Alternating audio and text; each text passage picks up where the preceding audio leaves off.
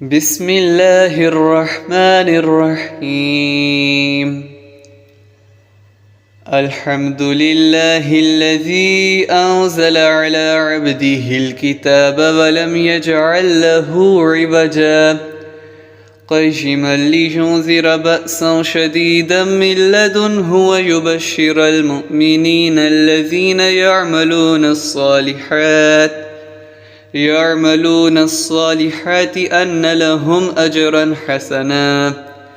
ماكثين فيه أبدا وينذر الذين قالوا اتخذ الله ولدا ما لهم به من علم ولا لآبائهم كبرت كلمة تخرج من أفواههم إن يقولون إلا كذبا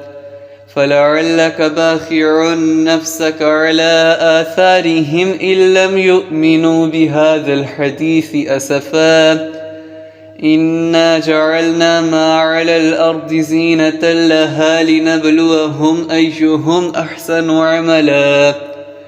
وإنا لجاعلون ما عليها صعيدا جرزا أم حسبت أن أصحاب الكهف والرقيم كانوا من آياتنا عجبا إذ أوى الفتية إلى الكهف فقالوا ربنا آتنا من لدنك رحمة وهيئ لنا من أمرنا رشدا